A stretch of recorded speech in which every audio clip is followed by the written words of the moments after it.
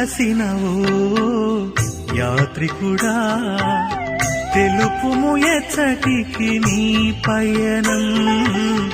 అలసినవో యాత్రికుడా తెలుపుము ఎచ్చటికి నీ పయనం.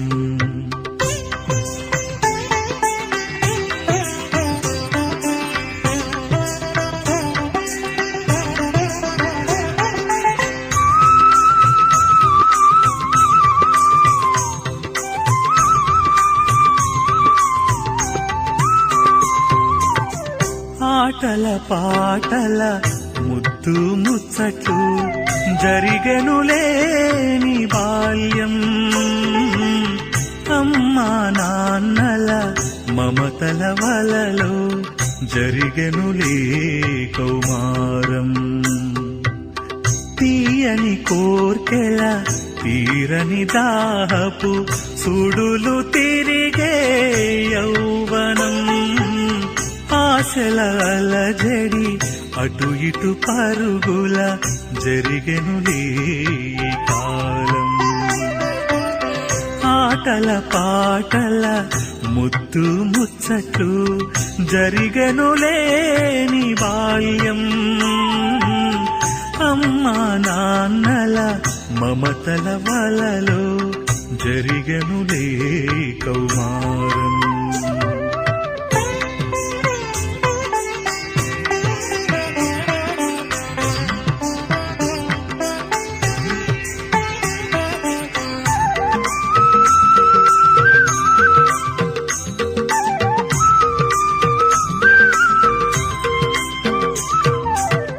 భార్యా బిడ్డల బలపుల మమతల సాగి మరో ప్రకరణం. ధనము గృహము వాహనములకై కరిగెనులే భుజబలము. తోటి వారితో పోటీ బ్రతుకున పరుగులతో పందెము. జవసత్వములు పుడుగగ నీవు చేరితివి వృద్ధాప్యం. ఆటల పాటల ముద్దు ముచ్చట్లు జరిగెనులేని బాల్యం. అమ్మా నాన్నల మమతల వలలో జరిగెనులే కౌమారం.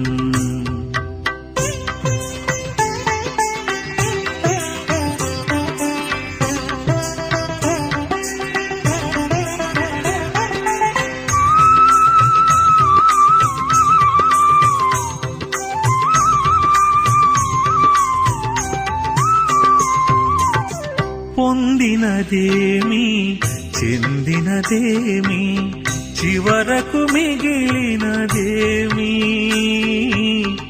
ఎవ్వరు నీవు ఎక్కడి వాడవు ఏమిటి ఈ జీవితం. అంతర్ముఖముగా ఆలోచించు తెలియును ఆత్మస్వరూపం. జ్ఞానము ధ్యానము యోగ సాధనతో చేరుము పరంధామం.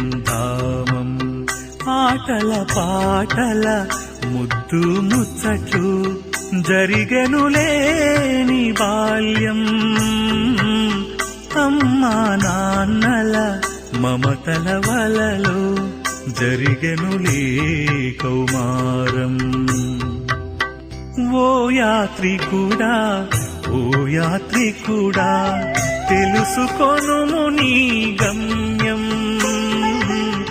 ఓ యాత్రికుడా ఓ యాత్రికుడా తెలుసుకొనుము నీ గమ్యం.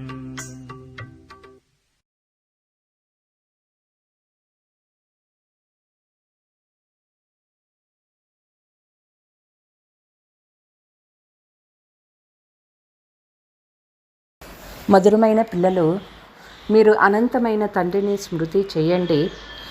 ఇందులోనే జ్ఞానము, భక్తి మరియు వైరాగ్యము మూడి నిండి ఉన్నాయి. ఇది కొత్త చదువు. ప్రశ్న: సంగమయుగంలో జ్ఞానము మరియు యోగంతో పాటు భక్తి కూడా కొనసాగుతుంది. అది ఎలా? నిజానికి యోగాన్ని భక్తి కూడా అనవచ్చు. ఎందుకంటే పిల్లలు మీరు అవ్యభిచారి స్మృతిలో ఉంటారు. మీ ఈ స్మృతి జ్ఞాన సహితమైనటువంటిది కాబట్టి దీనిని యోగము అని అన్నారు. ద్వాపర యుగం నుండి కేవలం భక్తి జరుగుతుంది, అక్కడ జ్ఞానం ఉండదు. కావున ఆ భక్తిని యోగము అని అనరు. అందులో లక్ష్యము ఉద్దేశము ఏమీ లేదు. ఇప్పుడు మీకు జ్ఞానం లభిస్తుంది, యోగాన్ని చేస్తారు. అలాగే ఈ విశాలమైనటువంటి సృష్టిపైన వైరాగ్యం కూడా ఉన్నది. పాట ఎవరో నన్ను తనవారిగా చేసుకొని నవ్వడం నేర్పించారు. ఓం శాంతి. శాస్త్రాల చదువును చదువు అని అనరు. ఎందుకంటే శాస్త్రాల చదువులో లక్ష్యమేమీ లేదు. తండ్రి అర్థం చేయిస్తూ ఉన్నారు. శాస్త్రాల ద్వారా ప్రపంచం గురించి ఏమీ తెలియదు. అమెరికా ఎక్కడ ఉంది, దాన్ని ఎవరు వెదికారు, ఈ విషయాలు శాస్త్రాలలో లేవు. ఫలానా వారు వెదికారు అని అంటారు. తాము ఉండేందుకు ఇతర ప్రదేశాలను వెతుకుతారు. మనుషులు ఎంతగానో పెరిగిపోయారు అని గమనిస్తారు. మరి ఉండేందుకైతే భూమి కావాలి కదా. ఈ విషయాలన్నీ చదువు విషయాలు. దీనిని విద్య అని అంటారు. ఇది కూడా మీ విద్య. దీనిని ఆశ్రమము అని అనాలా, లేక ఇన్స్టిట్యూషన్ అని అనాలా, లేక యూనివర్సిటీ అని అనాలా? ఇందులో అన్నీ వచ్చేస్తాయి. ఆ చదువుల్లోని మ్యాపులు వేరు. శాస్త్రాల నుండి ఏ ప్రకాశము లభించదు. చదువు ద్వారానే ప్రకాశం లభిస్తుంది. మీది కూడా చదువే. వైకుంఠము అని దేనిని అంటారో ఆ చదువులో లేదు. అలాగే శాస్త్రాల చదువులోనూ లేదు. ఈ జ్ఞానము కొత్తది. దీనిని ఒక్క తండ్రియే తెలియచేస్తారు. స్వర్గము నరకము అన్నీ ఇక్కడే ఉంటాయని మనుషులు అంటారు. స్వర్గము నరకము అని దేనిని అంటారో బాబానే అర్థం చేయిస్తారు. ఈ విషయాలు ఆ శాస్త్రాలలో లేవు. అలాగే ఆ భౌతిక విద్యలోనూ లేవు. కాబట్టి కొత్త విషయాలు ఉన్న కారణంగా మనుషులు తికమక పడుతూ ఉన్నారు. ఇటువంటి జ్ఞానాన్ని మనం ఎప్పుడూ వినలేదు అని అంటారు. ఇవి చాలా అద్భుతమైన కొత్త విషయాలు. వీటిని ఎప్పుడూ ఎవరూ వినిపించలేదు. ఇది పూర్తిగా కొత్త విషయాలు. ఆ చదువును వారు వినిపించలేరు. అలాగే సన్యాసీలు మొదలైన వారు కూడా వినిపించలేరు. కాబట్టే పరంపిత పరమాత్మ జ్ఞానసాగరుడు అని అంటారు. వారు అనంతమైన చరిత్ర మరియు భూగోళాలను కూడా అర్థం చేయిస్తారు. జ్ఞానము ద్వారా స్వర్గము మరియు నరకాల విస్తారం కూడా వినిపిస్తారు. ఇవి కొత్త విషయాలు కదా. ఈ చదువులో అన్నీ ఉన్నాయి. జ్ఞానం ఉన్నది, యోగము ఉన్నది, చదువు ఉంది మరియు భక్తి కూడా ఉన్నది. యోగాన్ని భక్తి అని కూడా అనవచ్చు. ఎందుకంటే ఒక్కరితో యోగాన్ని జోడించాలి. వారిని స్మృతి చేయవలసి ఉంటుంది.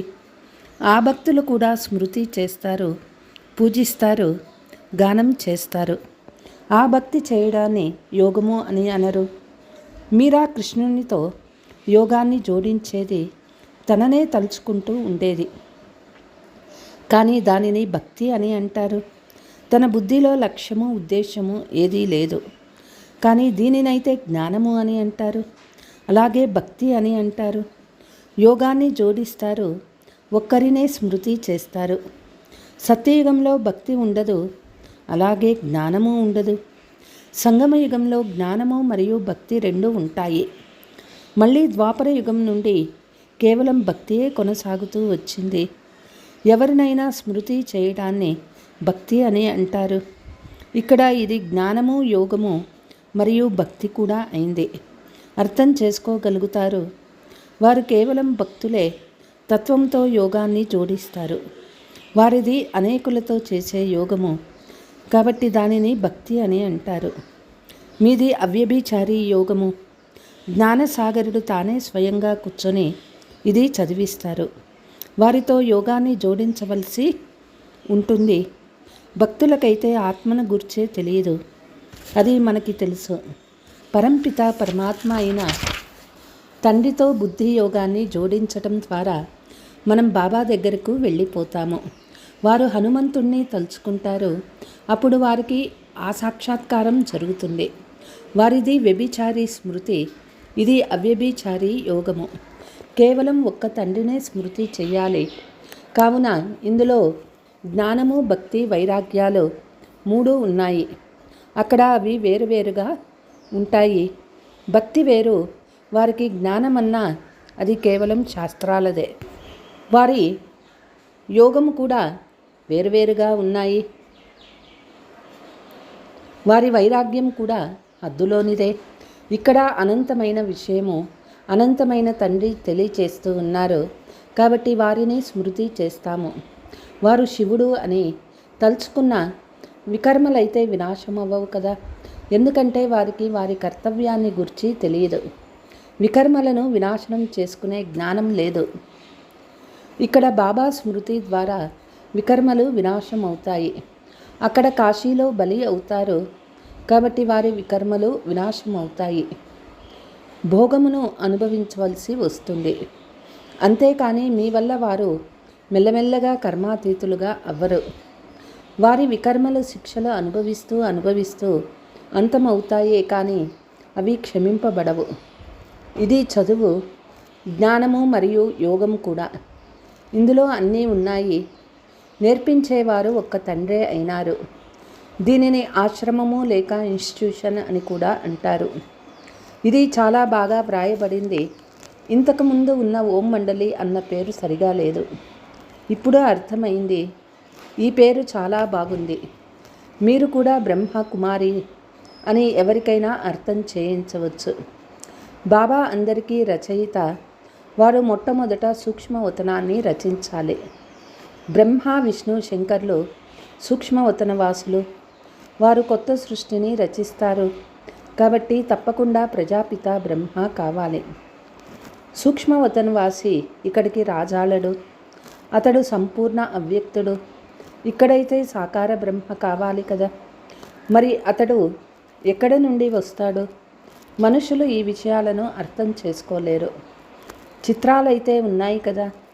బ్రహ్మ నుండి బ్రాహ్మణులు జన్మించారు. కానీ అసలు బ్రహ్మ ఎక్కడి నుండి వచ్చాడు? దత్తత తీసుకోవడం జరుగుతుంది.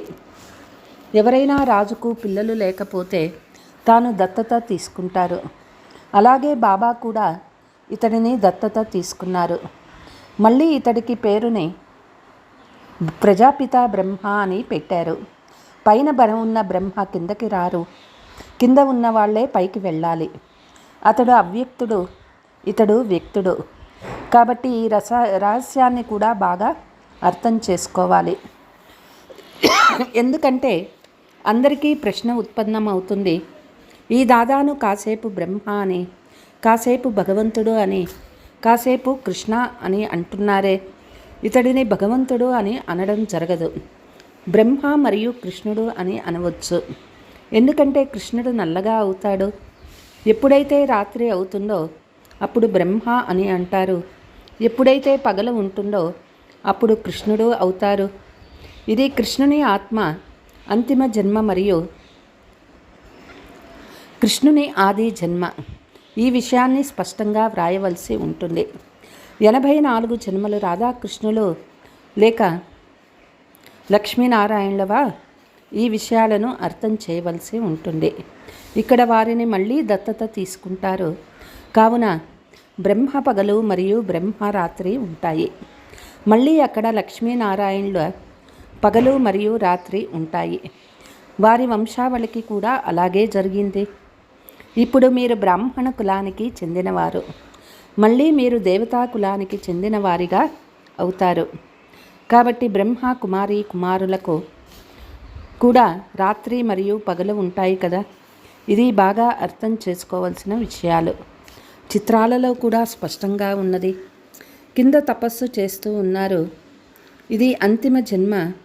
బ్రహ్మ ఎక్కడ నుండి వచ్చారో, ఎవరి ద్వారా జన్మ తీసుకుంటారో, కావున బ్రహ్మను దత్తత తీసుకుంటారు. రాజు దత్తత తీసుకొని రాకుమారుణ్ణి చేసుకుంటారు. ప్రిన్స్ అని ఫలానా అని బదిలీ చేసేస్తారు. అంతకుముందు యువరాజు కాదు, రాజు దత్తత తీసుకోవటంతో యువరాజు అన్న పేరు వచ్చేస్తుంది. ఈ ఆచారము కొనసాగుతూ వచ్చింది. పిల్లలకు ఇది బుద్ధిలోకి రావాలి. తండ్రి ఏ విధంగా పాత ప్రపంచ వినాశాన్ని మరియు కొత్త ప్రపంచ స్థాపన చేస్తారో ప్రపంచానికి తెలియదు. ఈ ప్రకాశము పిల్లలు మీలో ఉంది. మీరు కూడా నెంబర్ వారీగా ఉన్నారు. ముందు ముందు చిన్న చిన్న పిల్లలు కూడా చాలా చురుకుగా అవుతూ ఉంటారు. ఎందుకంటే వాడు కుమారీలు కదా. కుమారీల ద్వారా బాణాలను వేయించారు అని కూడా వ్రాయబడి ఉంది. కుమారీల చమత్కారము సెంటరు నెంబర్ 1లోకి వెళ్తుంది. మమ్మ కూడా కుమారియే, అందరికన్నా వేగంగా వెళ్ళింది. కూతురు తల్లిని ప్రత్యక్షం చేస్తుంది అని అంటారు. తల్లి కూర్చొని నేరుగా ఎవరితోనూ మాట్లాడదు కదా. ఇక్కడ తల్లి గుప్తము, మమ్మ ప్రత్యక్షంగా ఉంది. కావున శక్తులు లేక పిల్లలైన మీ పని తల్లిని ప్రత్యక్షం చేయడమే. చాలా మంచి మంచి పిల్లలు కూడా ఉన్నారు. వారి పురుషార్థం చాలా బాగా కొనసాగుతుంది. కౌరవ సాంప్రదాయంలో కూడా కొందరి పేర్లు ఎవరైతే మహారథులుగా ఉన్నారో వారివి ముఖ్యంగా ఉంటాయి. ఇక్కడ కూడా మహారథుల పేర్లు ఉన్నాయి. అందరికంటే ఉన్నతమైన వారు శ్రీబాబా. తాను ఉన్నతమైన భగవంతు. వారి నివాస స్థానము ఉన్నతమైనది. నిజానికి ఆత్మలైన మన నివాస స్థానం కూడా ఉన్నతమైనదే. మనుషులు కేవలం మహిమ చేస్తూ ఉంటారు, కానీ ఏమీ తెలుసుకోరు. ఆత్మలైన మీరు కూడా అక్కడి నివాసీలే. కానీ మనము జనన మరణాలలోకి వచ్చి పాత్రను అభినయిస్తాలి. వారు జనన మరణాలలోకి రారు. వారికి పాత్ర ఉన్నది, కానీ అది ఎలా ఉందో మీకు తెలుసు.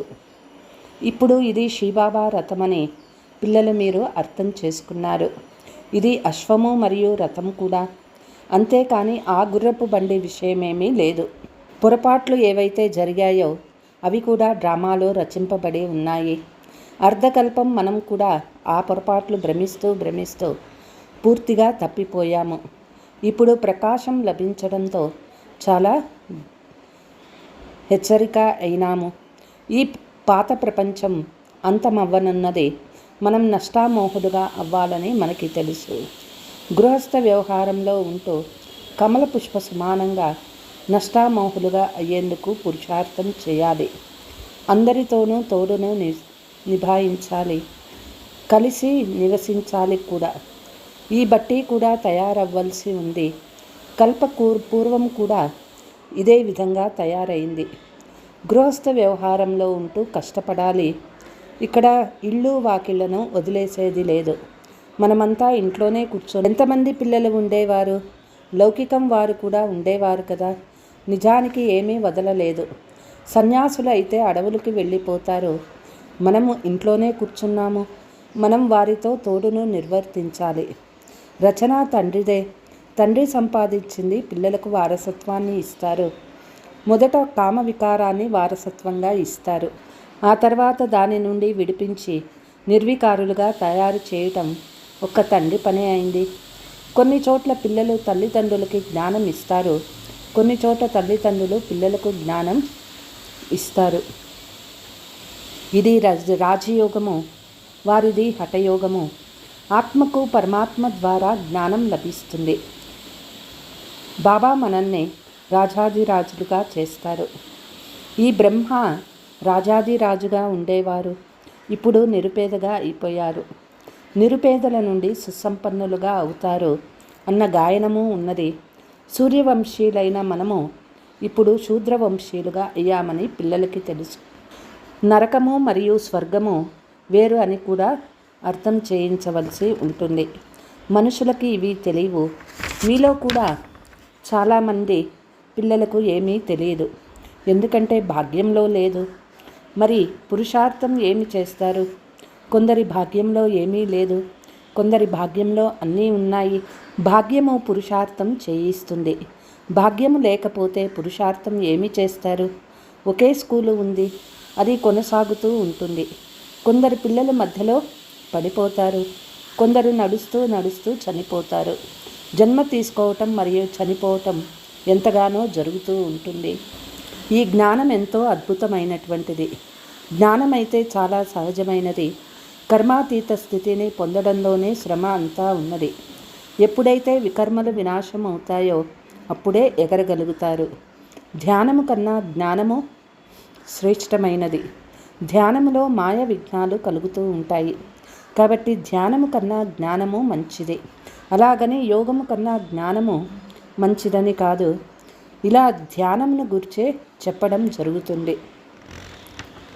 ధ్యానంలోకి వెళ్ళేవారు ఈరోజు లేరు. యోగంలో సంపాదన ఉంటుంది. వికర్మలు వినాశం అవుతాయి. ధ్యానంలో సంపాదన ఏమీ లేదు. యోగము మరియు జ్ఞానంలో సంపాదన ఉన్నది. జ్ఞానము మరియు యోగము లేకుంటే ఆరోగ్యవంతులుగా మరియు సంపన్నులుగా అవ్వలేరు. అలా విహరించడంలోనే అలవాటైపోతుంది. అది కూడా మంచిది కాదు. ధ్యానము ఎంతో నష్టపరుస్తుంది. జ్ఞానము ఒక్క క్షణానికి సంబంధించింది. యోగము ఒక్క క్షణాన్ని కాదు. ఎప్పటి వరకు జీవించాలో అప్పటి వరకు యోగాన్ని జోడించాల్సి వస్తుంది. జ్ఞానము సహజమైంది, కానీ సదా ఆరోగ్యవంతంగా మరియు నిరోగులుగా అవ్వడంలో శ్రమించవలసి ఉంటుంది. ఉదయాన్నే లేచి స్మృతిలో కూర్చోవటంతో కూడా ఎన్నో విఘ్నాలు కలుగుతాయి. పాయింట్లను తీస్తూ ఉన్నప్పుడు కూడా బుద్ధి అటు ఇటు వెళ్ళిపోతుంది. అందరికన్నా ఎక్కువ మొదటి నెంబర్లో ఉన్న వాళ్ళకే తుఫాన్లు వస్తాయి. శివబాబాకైతే ఏ మాయా తుఫాను ఉండదు.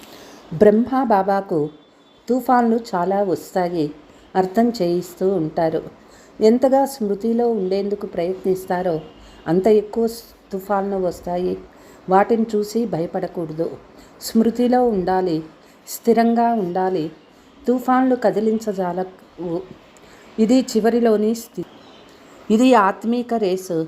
శివబాబాని స్మృతి చేస్తూ ఉండండి. ఇది కూడా అర్థం చేసుకోవలసిన మరియు ధారణ చేయవలసిన విషయాలు. ధనాన్ని దానం చేయకపోతే ధారణ జరగదు. పురుషార్థం చేయాలి. ఇద్దరు పాయింట్ను ఎవరికైనా అర్థం చేయించటం చాలా సహజము. బాబా 21 జన్మల వారసత్వాన్ని ఇస్తారని కూడా మీకు తెలుసు. లక్ష్మీనారాయణలకు తండ్రి ద్వారా 21 జన్మల వారసత్వం లభించింది అని కూడా మీరు అంటారు. బాబా వారికి రాజయోగాన్ని నేర్పించారు. ఇంకెవరూ ఈ విధంగా వారికి భగవంతుడు ఈ వారసత్వాన్ని ఇచ్చారు అని చెప్పలేరు. ప్రపంచంలో కొందరు ఒక విషయంలో, మరికొందరు ఇంకో విషయంలో సంతోషపడుతూ ఉంటారు. మీరు ఏ విషయంలో సంతోషపడతారో ఎవరికీ తెలియదు. మనుషులు అల్పకాలికమైన క్షణభంగురమైన సంతోషాలను జరుపుకుంటారు. మీరు సత్యమైన బ్రాహ్మణ కులభూషణులు. మీరు యోగులు మరియు జ్ఞానులు. అతీంద్రియ సుఖం సంతోషంను గురించి ఇంకెవ్వరూ తెలుసుకోలేరు. వారు ఎంతో కష్టపడుతూ ఉంటారు. చంద్రుని పైకి వెళ్ళేందుకు పురుషార్థం చేస్తారు. ఎంత కష్టపడతారు? వారి శ్రమ అంతా వ్యర్థమైపోతుంది. మీరు ఏ కష్టమూ లేకుండా ఏ స్థానంలోకి అయితే ఎవ్వరూ చేరుకోలేరో అక్కడ వెళ్ళేందుకు పురుషార్థం చేస్తారు. పూర్తిగా ఉన్నతమైన పరంధామంలోకి వెళ్ళిపోతారు. अच्छा, मीठे मीठे सिकीलते बच्चों प्रति मात पिता बाप दादा का याद प्यार और गुड मॉर्निंग. रूहानी बाप की रूहानी बच्चों को नमस्ते. हम रूहानी बच्चों की रूहानी मात पिता बाप दादा को याद प्यार गुड मॉर्निंग डबल नमस्ते. ధారణ. గృహస్థ వ్యవహారంలో ఉంటూ నష్టామోహులుగా అవ్వాలి. అలాగే అందరితో తోడుని నిర్వర్తిస్తూ కమల పుష్ప సమానంగా ఉండాలి. ధారణ చేసేందుకు జ్ఞానధనాన్ని తప్పకుండా దానం చేయాలి. జ్ఞానము మరియు యోగములతో మీ సంపాదన జమ చేసుకోవాలి. అంతేకాని ధ్యానము సాక్షాత్కారాల ఆశను ఉంచుకోరాదు. వరదానము. సంతుష్టత సర్టిఫికేట్ ద్వారా భవిష్య రాధ్య భాగ్యపు సింహాసనాన్ని ప్రాప్తి చేసుకునే సంతుష్టమూర్తి భవ.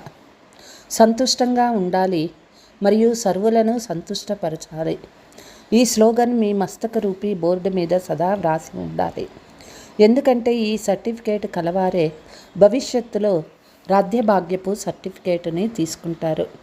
కాబట్టి ప్రతిరోజు అమృత వేళలో ఈ స్లోగన్ స్మృతిలోకి తీసుకొని రండి. బోర్డు పైన ఎలా స్లోగన్ వ్రాస్తారో అదేవిధంగా మీ మస్తక్ రూపీ బోర్డు పైన స్లోగన్ వ్రాయించినట్లయితే అందరూ సంతుష్టమూర్తులుగా అయిపోతారు. ఎవరైతే సంతుష్టులుగా ఉంటారో వారు సదా ప్రసన్నులుగా ఉంటారు. స్లోగన్: ఎవరైతే పరస్పరం స్నేహము మరియు సంతుష్టత సంపన్న వ్యవహారం చేస్తారో వారే సఫలతామూర్తులుగా అవుతారు. అచ్చా. ఓం శాంతి.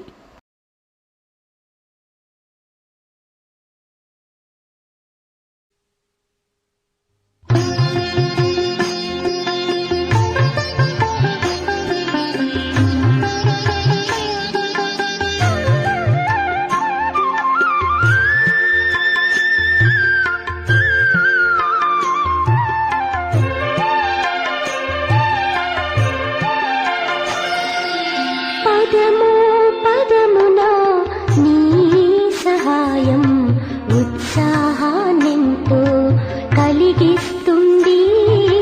పదము పదమునా నీ సహాయం ఉత్సాహాన్నెంతో కలిగిస్తుంది.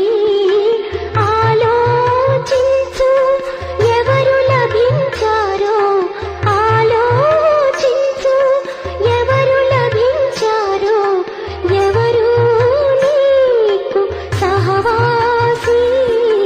పదము పదమునా నీ సహాయం ఉత్సాహాన్నెంతో కలిగిస్తుంది.